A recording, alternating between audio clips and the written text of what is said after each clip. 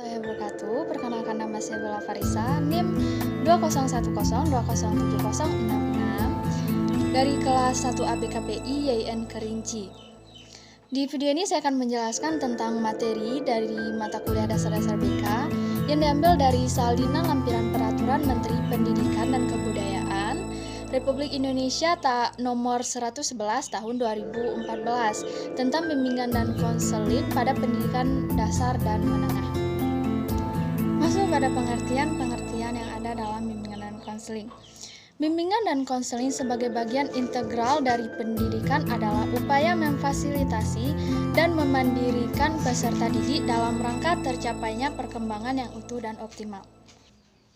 Layanan bimbingan dan konseling adalah upaya sistematis, objektif, logis, dan berkelanjutan, serta terprogram yang dilakukan oleh konselor atau guru pembimbing, dan konseling memfasilitasi perkembangan peserta didik atau konseli untuk mencapai kemandirian dalam wujud kemampuan memahami, menerima, mengarahkan, mengambil keputusan, dan merealisasikan diri secara bertanggung jawab, sehingga mencapai kebahagiaan dan kesejahteraan dalam kehidupannya.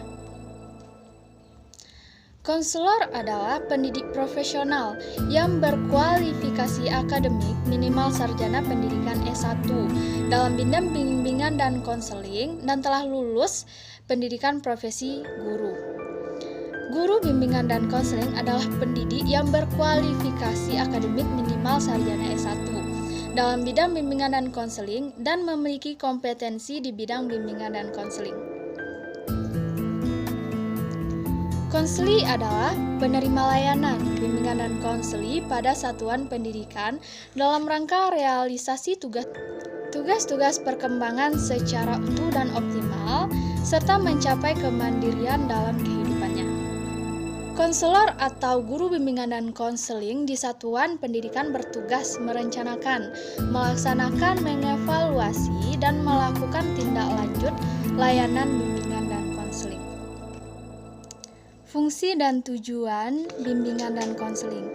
Fungsi layanan bimbingan dan konseling terdiri dari fungsi pemahaman, fasilitasi, penyesuaian, penyaluran, adaptasi, pencegahan, perbaikan penyembuhan, pemeliharaan, pengembangan, dan advokasi. Tujuan layanan bimbingan dan konseling. Tujuan umum dari layanan dan bimbingan konseling adalah membantu peserta didik atau konseli agar dapat mencapai kematangan dan kemandirian dalam kehidupannya serta menjalankan tugas-tugas perkembangannya yang mencangkup aspek pribadi, sosial, belajar, karir, serta secara utuh dan optimal. Asas dan prinsip bimbingan dan konseling.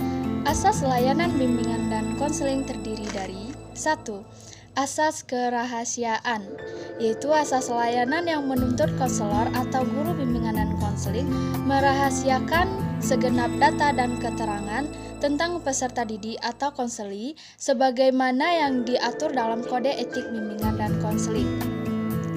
2. Asas kesukarelaan, yaitu asas kesukaan dan kerelaan peserta didik atau konseli mengikuti layanan yang diperlukannya. 3. Asas keterbukaan. Asas layanan konselor atau guru bimbingan dan konseling yang bersifat terbuka dan tidak berpura-pura dalam memberikan dan menerima informasi. 4. Asas keaktifan adalah asas layanan konselor atau guru bimbingan dan konseling kepada peserta didik atau konseli memerlukan keaktifan dari kedua belah pihak. 5. Asas kemandirian adalah asas layanan konselor atau guru bimbingan dan konseling yang merujuk pada tujuan agar peserta didik atau konseli mampu mengambil keputusan pribadi, sosial, belajar, dan karir secara mandiri. 6. Asas kekinian adalah asas yang berorientasi pada perubahan situasi dan kondisi masyarakat di tingkat lokal, nasional, dan global yang berpengaruh kuat terhadap kehidupan peserta didik atau konseli. 7. Asas kedinamisan adalah asas layanan konselor atau guru bimbingan dan konseling yang berkembang dan berkelanjutan dalam memandang hakikat manusia, kondisi-kondisi perubahan perilaku, serta proses dan teknik bimbingan dan konseling sejalan perkembangan ilmu dan bimbingan dan konseling. 7. Asas keterpaduan adalah asas konselor atau guru bimbingan dan konseling yang terpadu antara tujuan bimbingan dan konseling dengan tujuan pendidikan dan nilai-nilai luhur yang dijunjung tinggi dan dilestarikan oleh masyarakat. 9. Asas keharmonisan ada asas layanan konselor atau guru bimbingan dan konseling yang selaras dengan visi dan misi sekolah, nilai dan norma kehidupan yang berlaku di masyarakat. 10. Asas keahlian adalah asas layanan konselor atau guru bimbingan dan konseling berdasarkan atas kaidah-kaidah akademik dan etika profesional, di mana layanan bimbingan dan konseling hanya dapat diampu oleh tenaga ahli bimbingan dan konseling. 11. Asas Tutwuri Handayani. Suatu asas pendidikan yang mengandung makna bahwa konselor atau guru bimbingan dan konseling sebagai pendidik harus memfasilitasi setiap peserta didik atau konseli untuk mencapai tingkat perkembangan yang utuh dan optimal.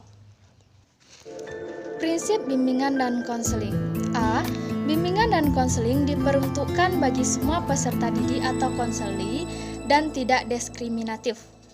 B. Bimbingan dan konseli sebagai proses individuasi. C. Bimbingan dan konseling menekankan nilai-nilai positif. D. Bimbingan dan konseli merupakan tanggung jawab bersama. E. Pengambilan keputusan merupakan hal yang esensial dalam bimbingan dan konseling.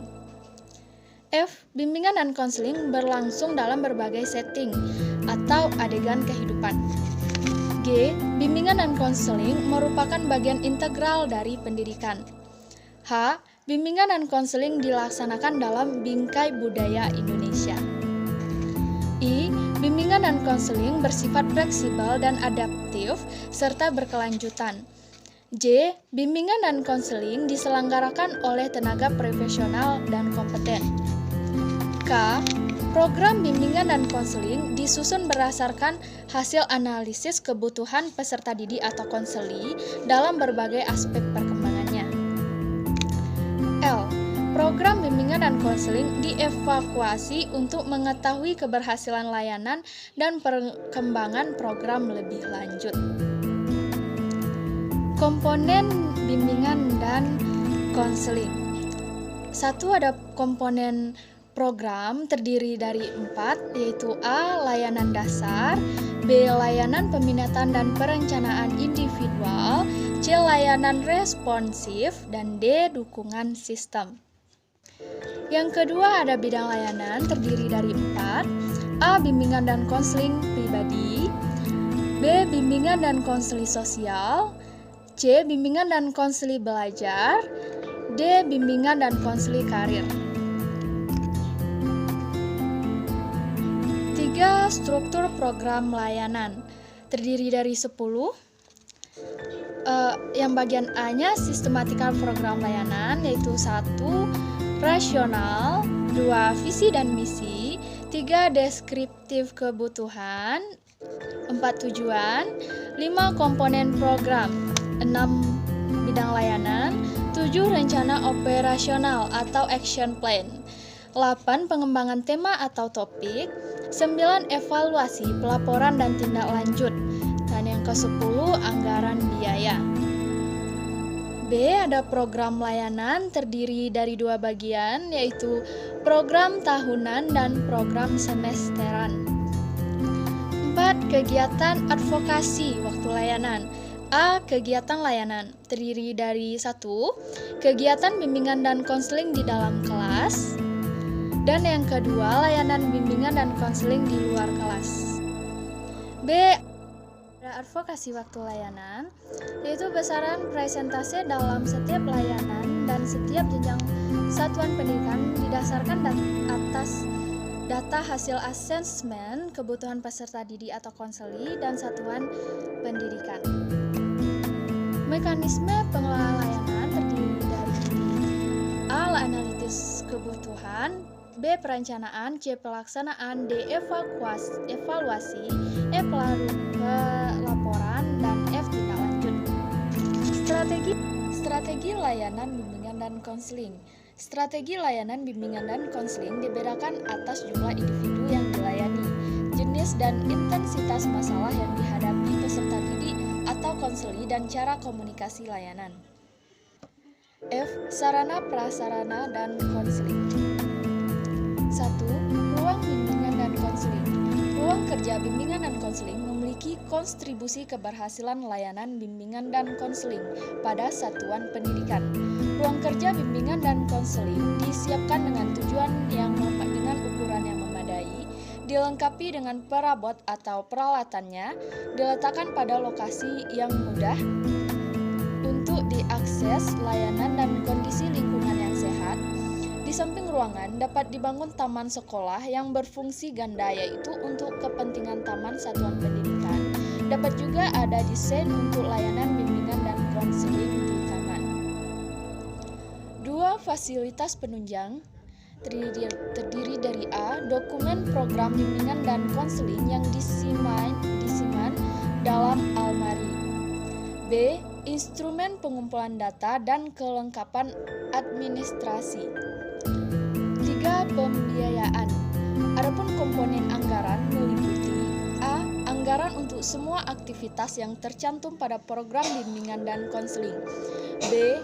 Anggaran untuk aktivitas pendukung. C. Anggaran untuk pengembangan dan peningkatan kenyamanan ruang atau pemberian layanan bimbingan dan konseling. Penyelenggaraan layanan bimbingan dan konseling dan pihak yang dilibatkan. A. Penyelenggaraan layanan bimbingan dan konseling. 1. Satuan Pendidikan SD, MI atau SDLB. 2. Satuan Pendidikan SMP, MTS atau SMPLB. 3. Satuan Pendidikan SMA, MA atau SMALB, SMK atau MAK. B. Pihak lain yang dilibatkan. 1. Dalam melaksanakan tugas layanan bimbingan dan konseling, konselor atau guru bimbingan dan konseling dapat bekerja sama dengan berbagai pihak dalam satuan pendidikan. 2. Keterlibatan berbagai pihak dalam mendukung pelaksanaan layanan bimbingan dan konseling dapat dilakukan dalam bentuk kerjasama seperti mitra layanan, sumber data atau informasi, konsultan dan narasumber melalui strategi layanan kolaborasi, konsultasi, kunjungan, ataupun referral. Buat untuk memenuhi tugas mata kuliah dasar-dasar BK dengan guru pembimbing Bapak Eko Sujadi MPD. Terima kasih saya ucapkan kepada Bapak Eko Sujadi MPD, karena berkat beliau saya bisa menyelesaikan tugas ini dengan baik. Sekian tugas dari saya. Wassalamualaikum